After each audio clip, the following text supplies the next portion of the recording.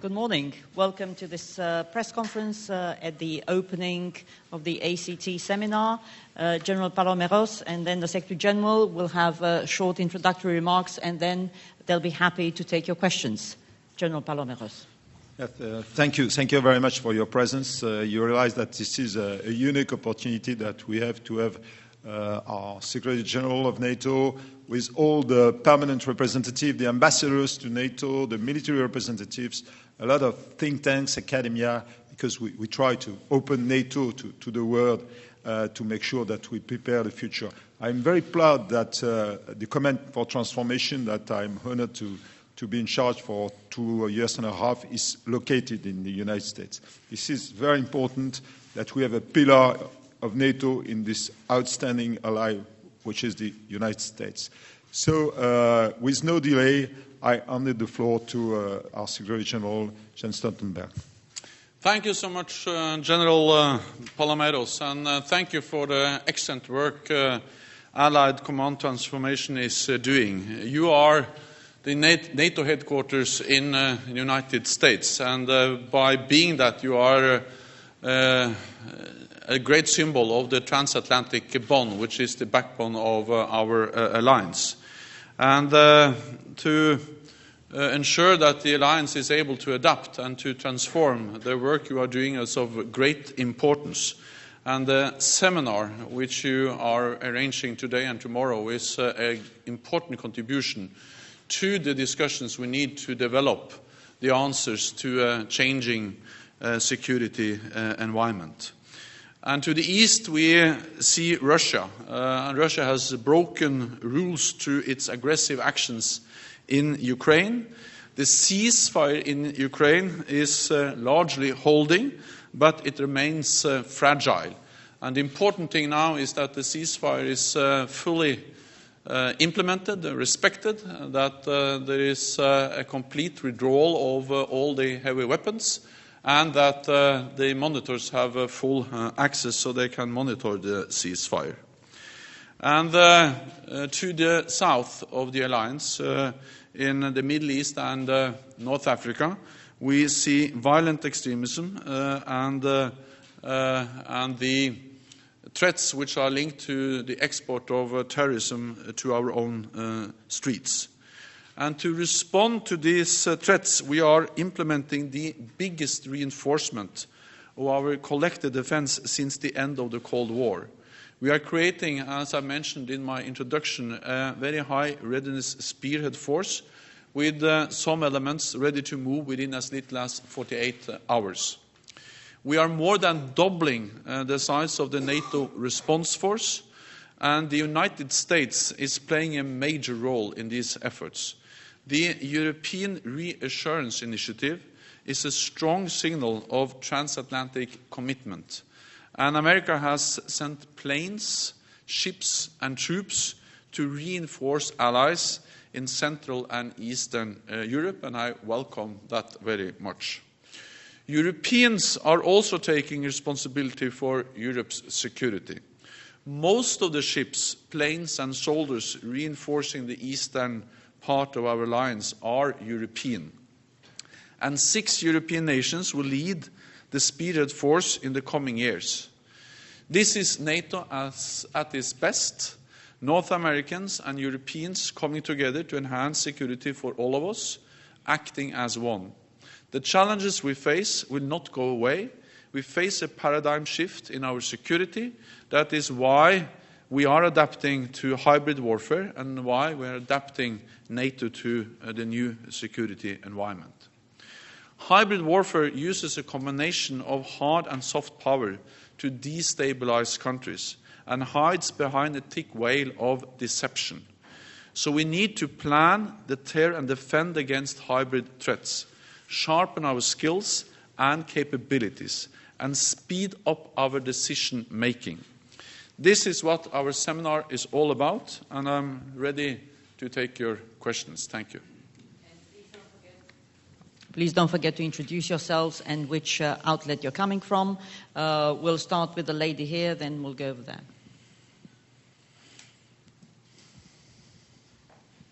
Thank you very much. My name is Nazira Azim Karimi. I'm correspondent for Ariana Television from Afghanistan, and originally I'm from Afghanistan. My question is about Afghanistan. Although my president's in Washington and met with officially of the United States, busy to meet with them. What will be the NATO role for Afghanistan after 2014 or 17? And also, do you think that ISIL will be a big challenge for Afghanistan? Thank you. NATO will continue to support Afghanistan. We have just ended our biggest combat mission ever, the ISAF operation. And now we have moved into the Resolute Support mission, which is about training, advising and assisting the Afghans to increase their own capacity to take care of their own security. And we have stated very clearly that when the Resolute Support mission ends, then we will continue to support Afghanistan. We will do so by establishing what we call an enduring partnership, where we will cooperate closely with Afghanistan to continue to help them, assist them, but also by funding, providing financial contributions to the funding of the Afghan National Army and Security Forces. The important message is that NATO went into Afghanistan to prevent that Afghanistan was a safe haven for international terrorists. We have achieved that. At the same time, we have increased Afghanistan's own ability to take care of its own security, and therefore we have come to the point where it's possible to give over the responsibility for the security of the country to the Afghans themselves, but we will continue to support.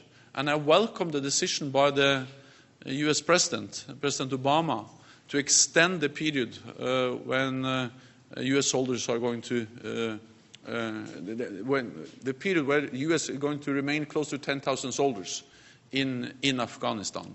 I think that's a sign of flexibility, which confirms the strong commitment of the United States and NATO to support Afghanistan. Gentleman over there. My name is David Nikoradze. I represent Georgian television station Rustavito in Washington, D.C. Secretary General, my next question will be about NATO enlargement. At the NATO summit in Bucharest in 2008, Alliance agreed that Georgia and Ukraine will become NATO members. I was wondering if you could share your perspective on that, please. If this commitment is still on the table and Russia's invasion in Ukraine didn't change realities on the ground and for Alliance. And also, I'm interested if you're going to discuss enlargement issues at the next summit in Warsaw. Thank you, sir.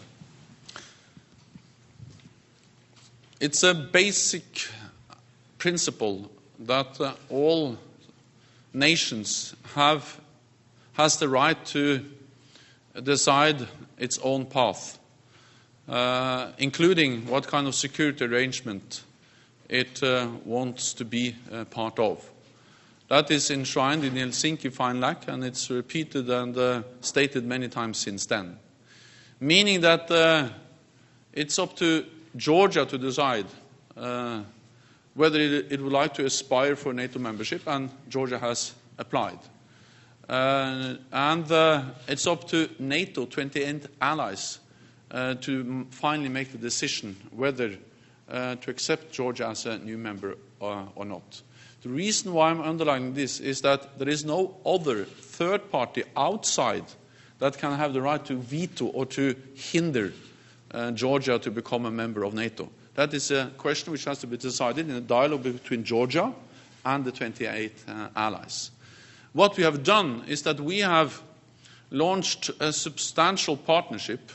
We have launched a substantial package for Georgia to help Georgia move towards membership. We are implementing the package. There are many different elements, but one of the core parts of the assistance we now give to Georgia is the establishment of the training center. We are going to send trainers from NATO countries and also from partner countries. We're going to do exercises we're going to work closely with Georgia to improve and enhance Georgia's defense capabilities, modernize, and work together with them so Georgia can qualify to become member. And then at the end, it will be a decision taken by 28 allies whether the time is ready to include Georgia in NATO. Gentleman over if there. I may just advertise one point. In June, we will organize a major strategic military partnership conference in Georgia, which will gather the allies and the partners. So another great opportunity to interact with Georgia. Please, gentleman over there, and then the lady, and then we'll go. David Lynch with Bloomberg. I'd like to ask you about the area to the south of NATO that you mentioned, the Middle East. I'd like to get your response to the deteriorating situation in Yemen. How much of a setback for the interests of the West, for the interests of stability, is the escalating violence there? And how concerned are you about prospects potentially for a wider regional conflict emerging? So we are deeply concerned about the situation in many parts of the Middle East, North Africa, and also in Yemen. Because we see this as a part of a pattern where we see violence, terrorism spreading across the Middle East and parts of Africa, North Africa. And that's the reason why we have to do many different things. And also the reason why we have to be prepared for the long haul, that this will take time.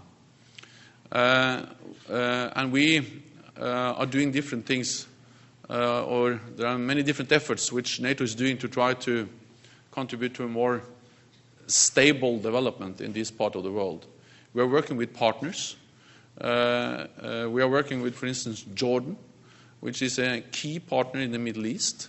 And by helping Jordan, defense capacity building, increasing their ability to defend themselves and stabilize their own country, we are making also the region more stable.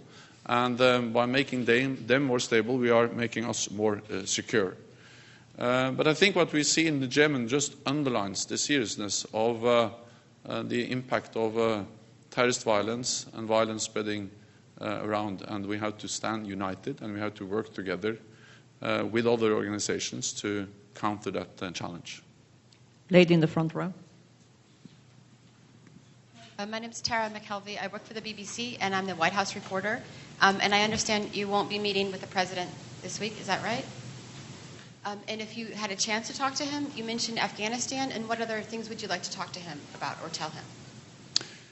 So I have met with President Obama. I'm going to meet him again. And our teams are staying in close contact, and they have to find a mutual suitable time for our next meeting.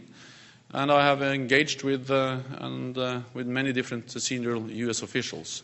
The important thing is that the U.S. is making so great contributions and important contributions to the alliance, and especially now to the reinforcement of our collective defense in Europe by providing ships, planes, troops to our increased military presence in the eastern part of the alliance. In addition, I welcome the decision by the U.S. to remain in Afghanistan for a longer time with close to 10,000 troops through 2015. I think that just confirms the very strong commitment of the U.S. and NATO to continue to support Afghanistan. So I welcome that very much. Lady in the second row. Thank you. Leandra Bernstein, Sputnik International News. Question about how the alliance is viewing the U.S. defense budget. It's less than what the Pentagon asked for. There has been some speculation that NATO allies are taking this as the United States stepping back, that they should possibly step up. And then also on providing lethal arms to Ukraine, the administration has not decided to go in that direction. The Congress is pressing them to do so. Where do you see that situation? So the US is by far the ally that invests the most in defense. And if you look at total NATO defense spending, the US spends close or around 2/3 of NATO's total defense spending. So I think that once again just illustrates the great commitment of the US to our collective defense. And as I said, they are contributing forces to the enforcement of our military presence in the eastern part of Europe these days. Then I know that the budget is going to be discussed in the Congress and decided. But the US is also above the 2% guideline. My challenge is that there are several European NATO allies who are below the 2% guideline, was to spend 2% of GDP on defense. And I have met with several prime ministers, political leaders in NATO, European NATO allies, and I've underlined in all those meetings the importance of delivering on the pledge we made to stop the cuts in defense spending and to gradually increase defense spending to reach the 2% guideline. And there are some positive signs in Europe now. So we have some countries who are already at 2%, Estonia, Greece, UK. But then in addition, for instance, Poland is very close. And Poland may actually this year reach 2%. And Romania, the two other Baltic countries, Lithuania and Latvia, are increasing substantially. Germany just announced that they will increase. So we see some positive signs in several European countries, and they are starting to increase their defense spending. I welcome very much that, and I will continue to push for that. When it comes to the question of weapons to Ukraine, I would like to underline that all countries, also Ukraine, has the right to defend itself. And there is a discussion going on in some allied countries whether to provide the weapons or not. This is not an issue which is going to be decided by NATO, because NATO has many different roles to play, enhancing our collective defense, providing strong political support for Ukraine, providing practical support for Ukraine with 5 trust funds, helping them command and control, modernizing the defense. But when it comes to weapons, NATO does not have weapons. So this is up to member states, allies to decide, and I leave it to them to decide. We've got time for about 2, maximum 3 questions. I'll go to the gentleman in the back. Mr. General Secretary, thank you very much. My name is Markus Pinder. I work for German National Public Radio. I have to come back to that question. The only thing that stands between Russia and the Baltic states and Poland and Romania right now is NATO. NATO is instrumental for that. Now, what kind of a political signal is it that President Obama cannot spare some minutes for the NATO General Secretary, given that situation, which is the most immediate threat to NATO since probably 9/11 and before? Thank you.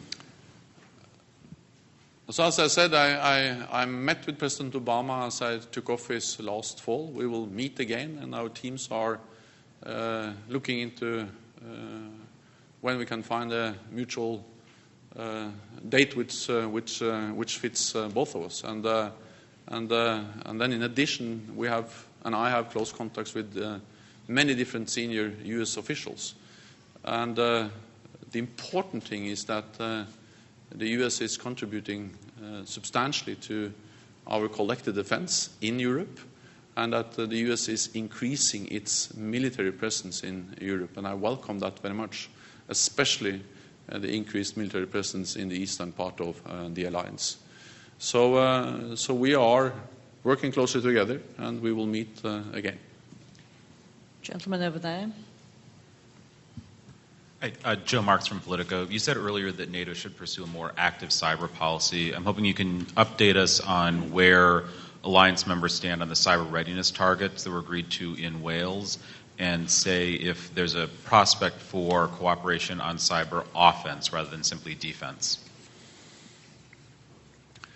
I think that the important thing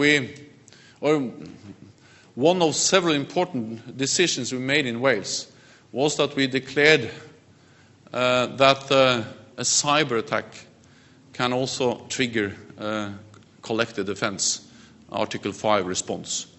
And that is the very clear message that we provide, is that a cyber attack can be as serious as a more conventional attack. Then, as I mentioned in my speech, this is about our ability both to react, to protect our own networks, but also help nations protecting their networks. And we are in the process of implementing the decisions we made, the different goals we have set, and I called for in my speech that to further develop our cyber strategy is one of the main challenges we will face as we move towards the Warsaw Summit. Because this is something which we have to take very seriously, and it's something where we also need not only to develop our capabilities, but also to exercise more. And I visited the largest exercise we have ever had in NATO on cyber some weeks ago, or some months ago, so just before Christmas. And that's also part of the responsibilities of Allied Command Transformation, to develop and to do the exercises which we need to be able to also face the threats we are facing in cyber. I should just add that this is we are moving at a tremendous speed. Since I would say 3 years ago, we were discussing about the first initial capability, and now we have a full ability to monitor, to protect our networks, which was really the first and foremost mission. And there are a lot of very well-informed discussions at the military, the political level. So I really think, and the exercise that we put together was very fruitful, opening the door not only to NATO, to partners, to industry, to tackle together these outstanding issues. So we are moving forward. Okay, we have time for one question there and one last question over there. Mr. Secretary General, General Mark Shantz, Air Force Magazine. Now that they've concluded, I wondered if you could both comment or characterize last week's almost unprecedented Russian military exercises, both in their scope, where they were staged, and the forces that they exercised, and sort of the alliance's reaction to those exercises. And this morning you both mentioned in your remarks the importance of ISR and situational awareness and dealing with these hybrid threats. What capabilities do you need to see in the alliance to deal with those threats in the future? First, on the exercises. Every nation has the right to exercise its forces, also Russia, of course. But the challenge with the pattern of exercises we see in Russia now is that it fits into a broader picture of a more assertive Russia, a Russia which is responsible for aggressive actions in Ukraine. And it fits also into the broader picture of a Russia which has invested heavily in new capabilities in defense, and which is exercising much more, and which has been willing to use force, not only exercise, but to use force to change borders and to annex a part of another country. And what is of particular importance is to note that they are using snap exercises much more. And this is not contributing to more predictability and transparency. And they used also SNAP exercise as a cover for sending forces into Crimea. So when we have many SNAP exercises, we have tens of thousands of soldiers being part of them. Of course, this is a reason for concern, because it provides less predictability, less transparency, and we have seen that they are willing to use this kind of exercises also to launch aggressive actions. So this is something which we have to follow very closely, and it's also part of the reason why we are responding with increasing the readiness of our forces, doubling the size of the NATO response force, and also establishing the NATO command units in 6 Eastern Allied countries, and also increasing our military presence and the number of exercises. So we are responding to what we see. General, you want to say? Oh, yes, as this is my responsibility to deliver the best exercises for NATO, I would say first and foremost, NATO exercises are transparent. We have a full transparency on the planning of the execution, the aim of the exercises. And the aim of NATO exercises are to train our people to manage the full spectrum of the NATO missions, which are well known and which are mission to stabilize security and peace. So, and we will do that. By fall, October, November, we will train around 30,000 people in the south, in Spain, Italy, and in Portugal. So a great demonstration that NATO is doing its business. It's preparing itself for the whole spectrum, this time on the south, and being present as well in the east. And this is the challenge, but you will be welcome to observe this exercise and to see what we try to achieve to complete our missions. One very last question, our colleague from Poland. Thank you, Inga Czerny from Polish Press Agency. Actually, my question is a little bit a follow-up to the previous one. So if the crisis in Ukraine, if the crisis with Russia in Ukraine persists, would you like NATO to take at the Warsaw Summit the decision to further reinforce the military presence in the Eastern Europe? I didn't to cover? No. Would you like, I mean, if the crisis continues with Russia in Ukraine, would you like the NATO to take the decision at the Warsaw Summit to further reinforce military presence in the Eastern Europe? And how? In which way? So we are adapting the whole time, and we have already increased the military presence, especially in Poland, actually. We have air policing. We are in the process of establishing the new command units.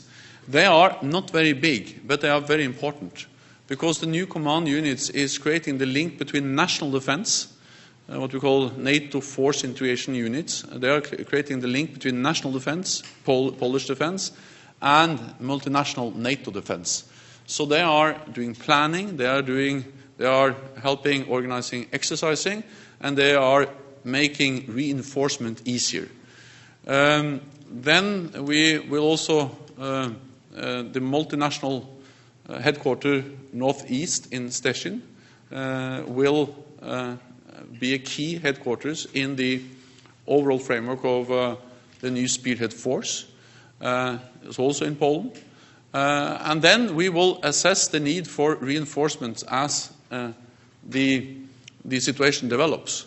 But we are finding a balance between having forces, doing exercises, establishing, for instance, the command units, air policing, presence in the Baltic Sea, with the increased ability to reinforce. So the key thinking is that by having more ready, more prepared forces, we don't need to station them permanently, but we have the ability to reinforce when needed. And combined with improved situational awareness, intelligence, reconnaissance, then we are able to reinforce when needed.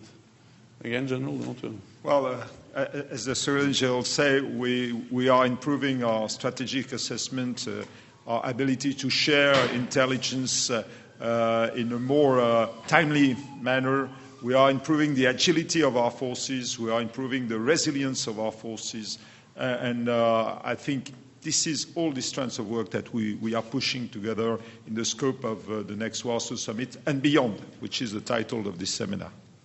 Thank you very much indeed.